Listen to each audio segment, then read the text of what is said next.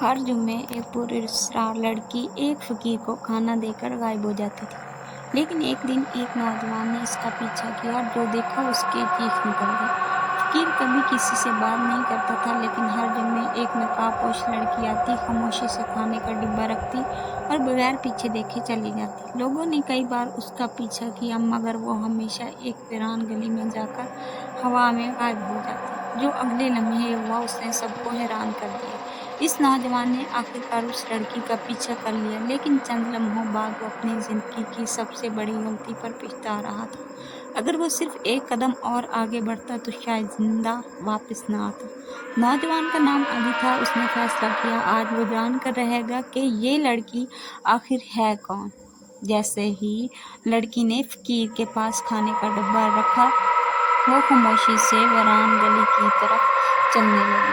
علی اس کے پیچھے چل پڑا، لیکن اگلے چند سیکنڈ میں علی نے ایسی چیز دیکھی جس نے اس کے قدم کو روک دیا۔ لڑکی ایک پرانے برگد کے درخت کے سامنے رکی۔ اس نے آسمان کی طرف دیکھا۔ اچانک ہی چاروں طرف تیز ہوا چلنے لگی۔ درخت کے پتے زور زور سے ہلنے لگے۔ اصل کھیل تو اب شروع ہوا ہے، اور لڑکی دھند کے اندر غائب ہو گئی۔ علی خوف سے کانپنے لگا، مگر اس وقت کسی نے اس کے کندھے پر ہاتھ رکھا۔ وہ گھبرا کر پیچھے مڑا۔ وہی فقیر اس کے پیچھے کھڑا تھا۔ فقیر نے آہستہ سے کہا، بیٹا، تمہیں اس کا پیچھا نہیں کرنا چاہیے تھا۔ اب وہ تمہیں بھی دیکھ چکی ہے، لیکن جو اب ہونے والا ہے وہ پوری کہانی کا سب سے خطرناک حصہ ہے۔ اسی لمحے علی کے موبائل پر ایک نامعلوم نمبر سے صرف ایک پیغام آیا، اگلے جمعے تمہاری باری ہے۔ علی نے جیسے ہی وہ پیغام پڑھا، اس کے موبائل کی اسکرین خود بخود سیاہ ہو گئی، اور اس کے پیچھے کوئی کھڑا تھا، لیکن وہ انسان نہیں تھا۔ آخر تک ضرور دیکھیں، کیونکہ آخر 30 سیکنڈ میں ایسا راز کھلے گا جو پوری کہانی بدل دے گا۔ علی آہستہ آہستہ پیچھے مڑا۔ وہی فقیر خاموش کھڑا تھا، لیکن اس کی آنکھوں میں ایک عجیب سا خوف تھا۔ فقیر نے علی کا ہاتھ پکڑا اور بولا، اگر زندہ رہنا چاہتے ہو تو اگلے جمعے سورج غروب ہونے کے بعد گھر سے باہر مت نکلنا۔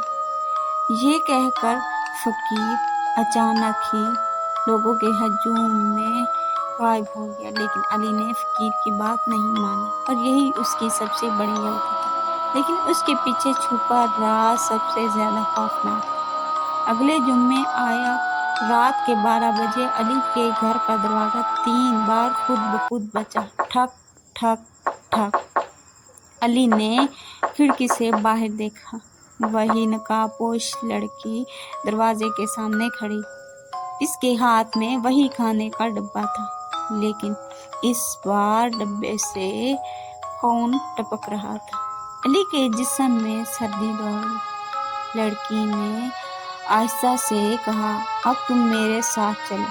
علی نے جیسے ہی دروازہ کھولا، اسے سامنے وہ لڑکی نہیں بلکہ ایک 100 سال پرانی خوفناک روح نظر آئی، اور اس روح نے کہا، آج وہ راز ختم ہوگا جو ایک صدی سے چھپا ہوا تھا۔ جیسے ہی علی نے دروازہ کھولا، اسے وہ لڑکی نظر نہیں آئی، بلکہ ایک ایسا راز سامنے آیا جس نے 100 سال پرانی حقیقت سے پردہ اٹھایا۔